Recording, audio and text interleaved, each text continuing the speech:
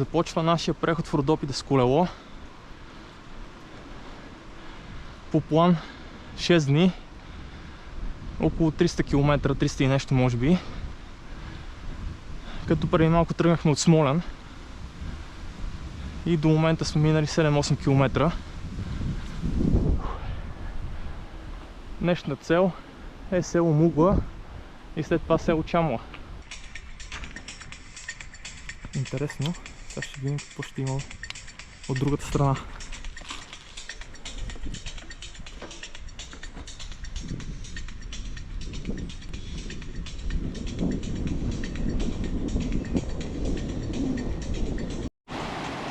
Ето информация относно мечките.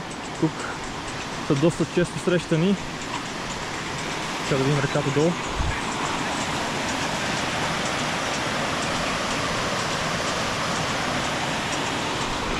Имам спрей за мечки, против мечки по-точно. Като ще разкажа малко по-подробно по-натам относно евентуална среща с тях.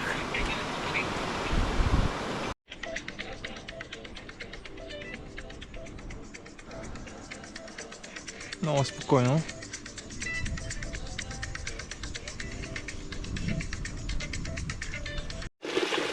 Още една чешма. Продължаваме по пътя към село Мугла. Ето там е моя приятел стоянката. Тук просто вече навлизаме дълбоко в Родопите, както може да се види. Свеж въздух, зеленина.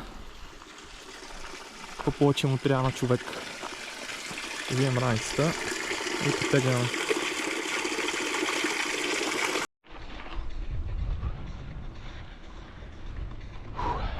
Продължавам карането.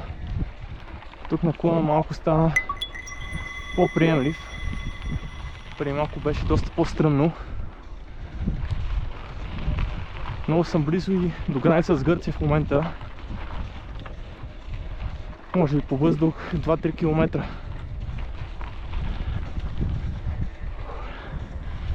Може и село Чамла да се размине, понеже тръгнахме доста късно. А до там си има черен път изкачване. И с оглед на това, че се стъмва, малко ни притесняват мечките. Иначе тук в Родопите е най-голямата популация на мечки в България.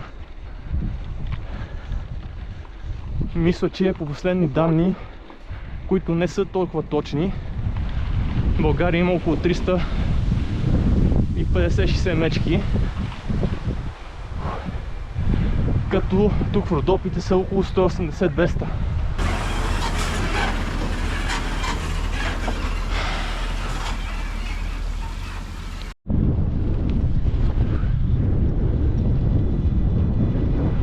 Ето първи по-просторни гледки от Родопа планина.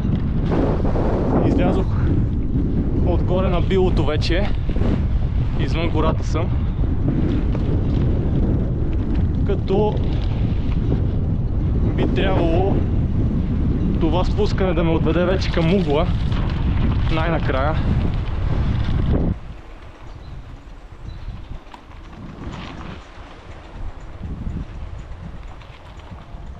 Ето вече вътре в селото.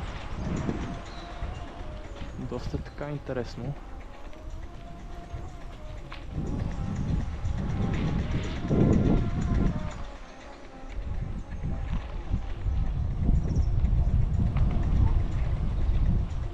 Здравейте!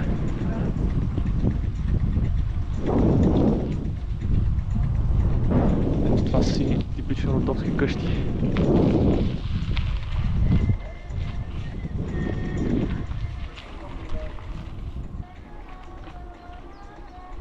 Ето тук доста изоставени къщи.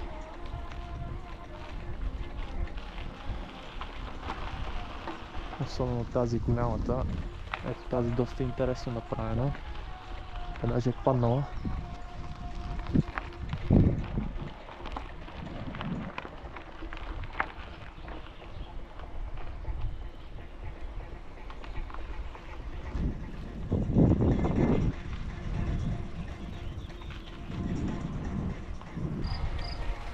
Здравейте.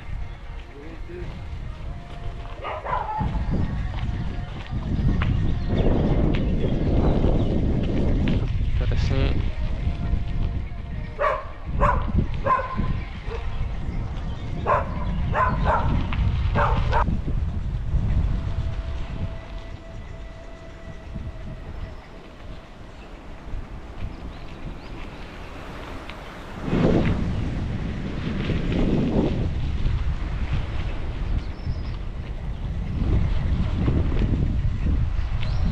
Здравейте.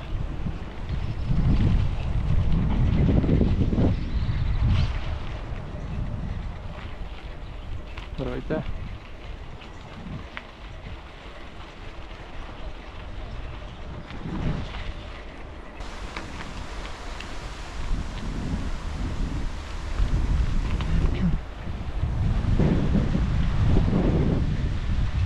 Ето джамията на селото.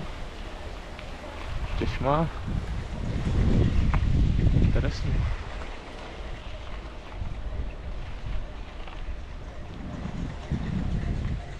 Това е пощата. Ето тук изоставени къщи.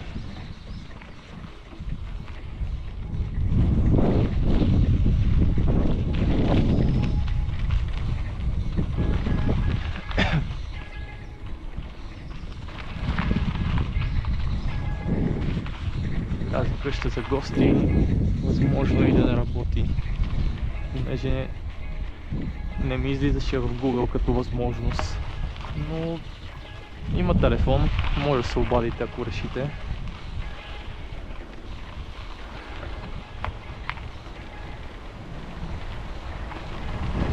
Ами, това беше обиколката до тук.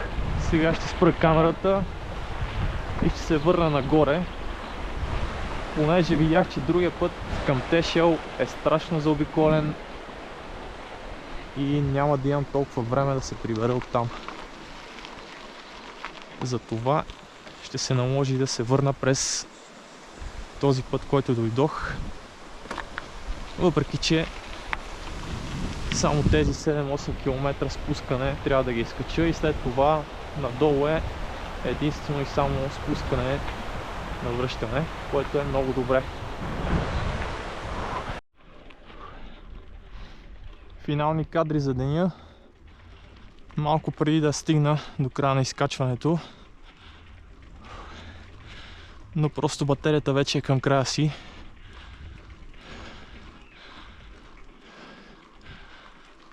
И така в този ден, първи, около 60 км преминати. Не бих казал, че е нещо кой знае какво, но просто с много почивки, разглеждане, снимане, говорене с местните и си минава времето. А и все пак стартирахме доста късно. Така че за другите дни ще има повече време.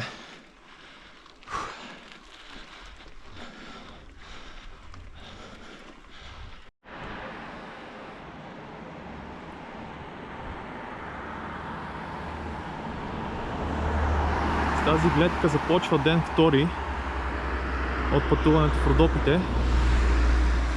Днес времето е облачно и даже превалява леко, което от една страна е много голям бонус, понеже на жега не е много яко да се кара. Сега тръгваме към село Водата за начало. Ето го другия участник. Стоянката.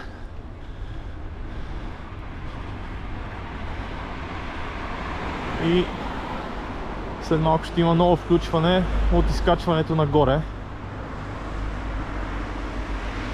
Но времето е много приятно. 15 градуса. Идеално за каране.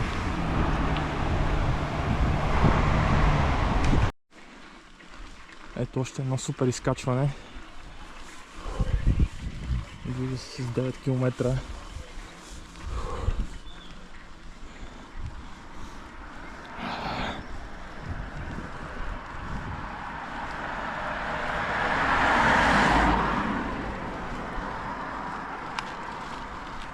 наклона на някои места е около 8-10%, което си е доста стръмно.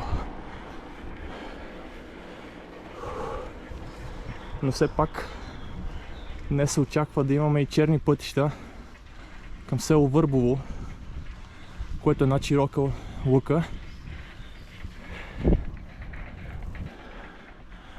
И което село е доста обезлюдено.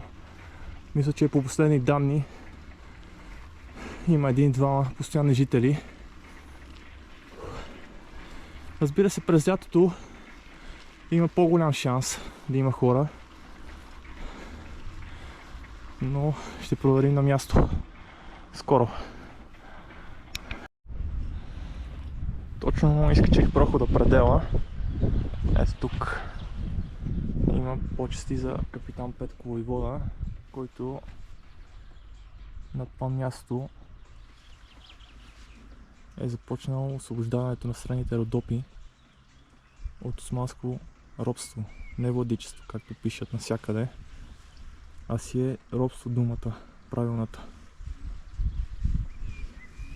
Ето тук има и паметник, много добре направен, бранител на родопските българи. Наистина капитан Петко Войвода е войвода за пример, който не е убил на всяка цена.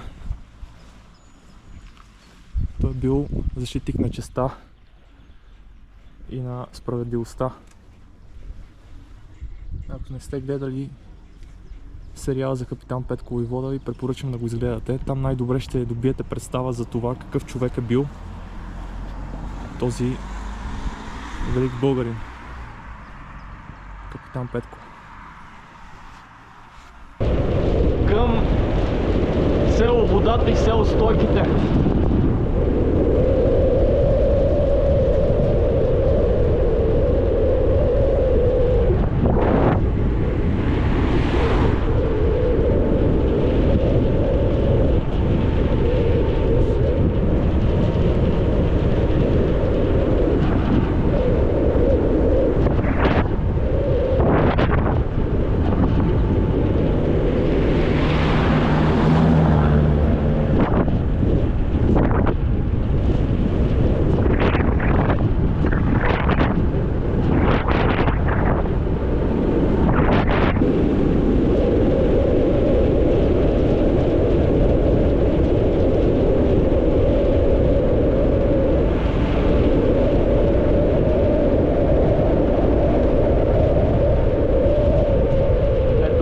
Село Стойките. Много живописно е наоколо.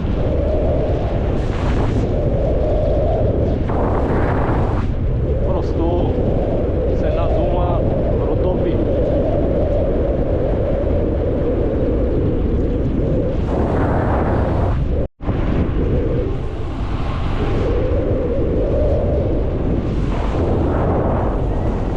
Село Стойките и величествената гледка.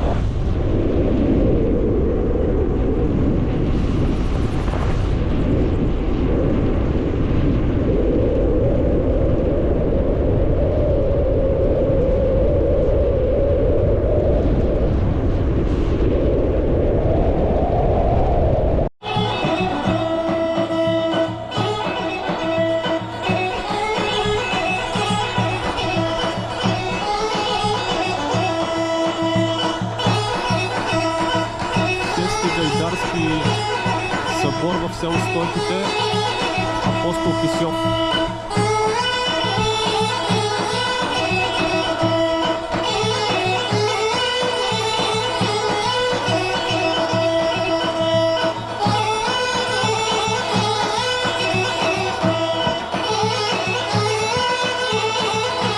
Въди се хорото вече.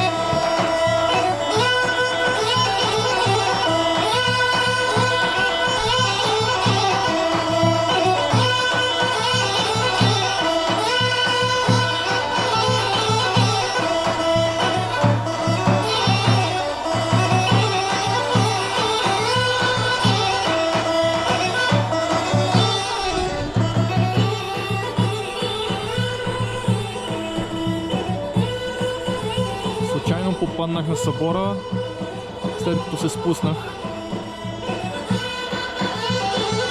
от прохода предела.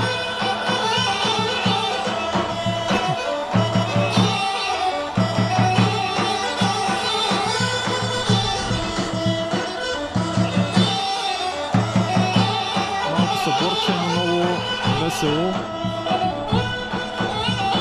Все от стойките.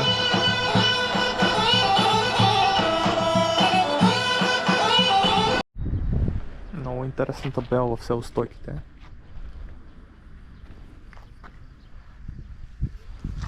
Ето го селото. Преди малко тръгнах от събора, който беше малко по-нагоре. И сега ще видя музея на гайдата дали работи.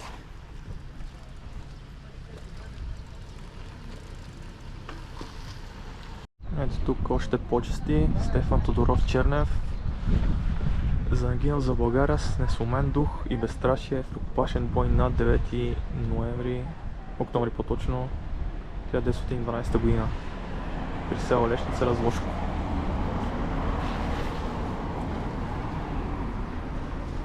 Ето тук сега гайдарите от село Стойките.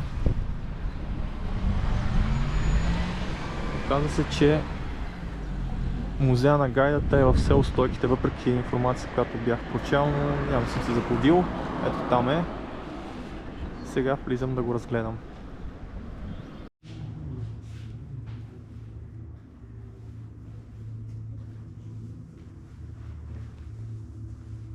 Музея на гайдата.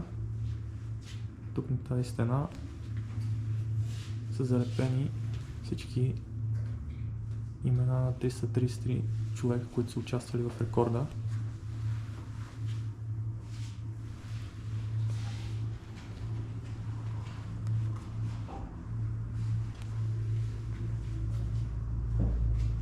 Разни стари гайди.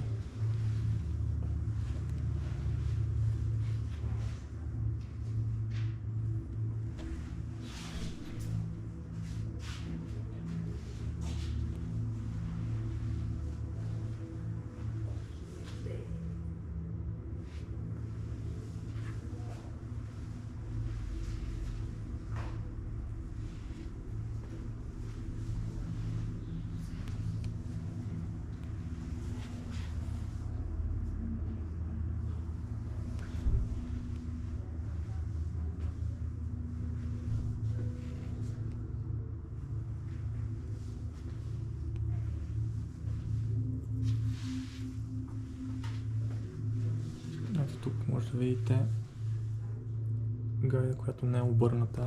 Един вид по този начин изглежда, ако кожата на ярето не се обърне.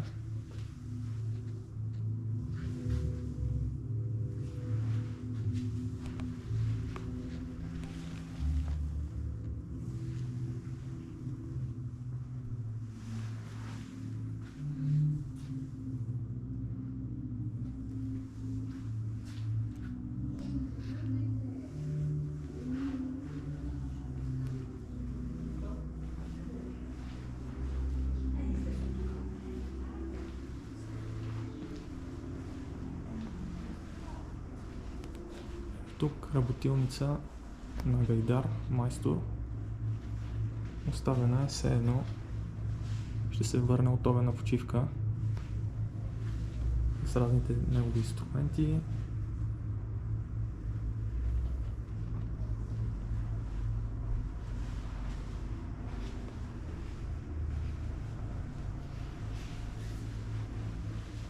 Списък на гайдарите дарители по фолклорни области, ето може да видите. Тук има доста изявени гайдари.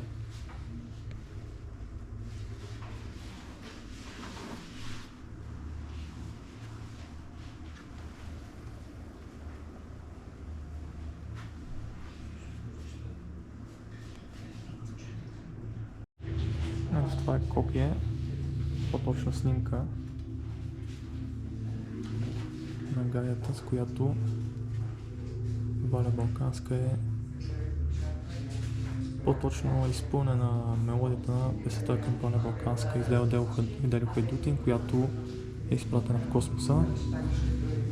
А в тази зала, може би да чуем сега, звуците на космоса и тези на гайдата са доста еднотипни. Ето сега влизаме.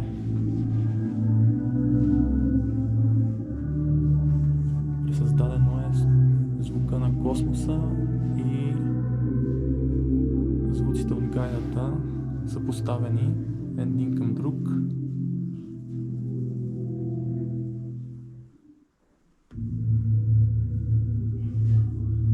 Това е звука на космоса, това е звука на гайдата, както чуваме.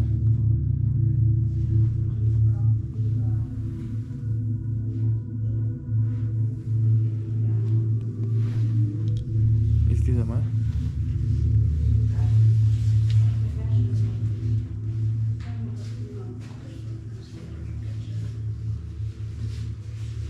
Може да пусне гайдата.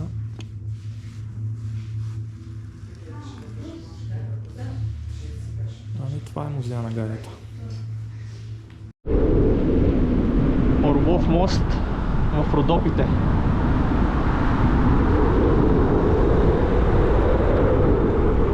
Напускам село Стойките.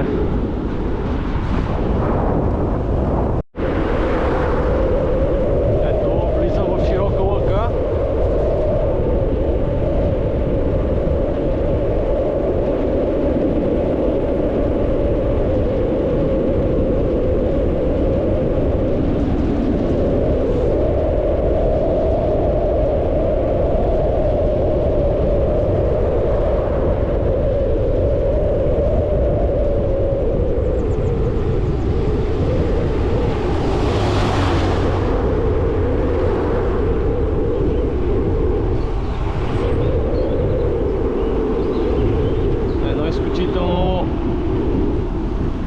Интересно село, което е запазило родопския дух. Като население мисля, че имаше около 300 човека, но в летния сезон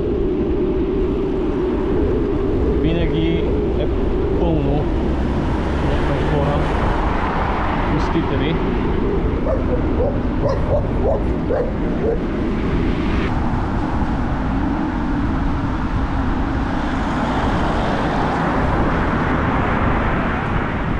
Успение кръгоповоротично.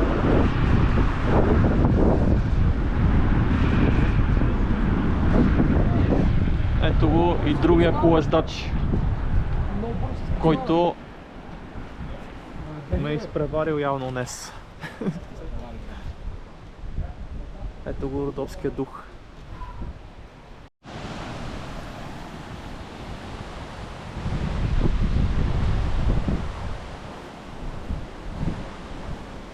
Тук сега отивам да разгледам отгоре храма.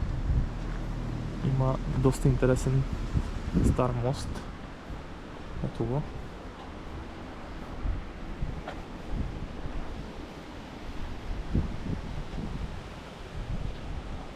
Ето това е храмът. Ето я архитектурата на широка лъка. Защитено село от ЮНЕСКО. В списъка на ЮНЕСКО по-точно. Родна къща на българския екзарх Стефан I.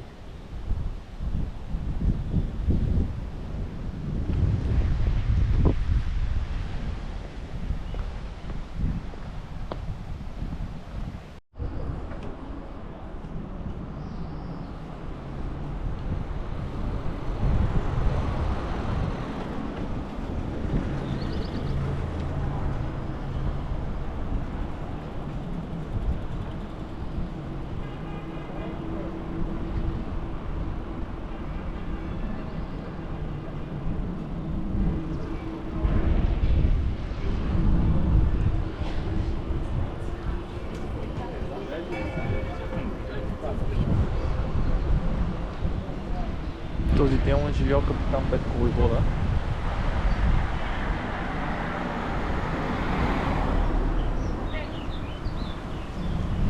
още родопски къщи, традиционни.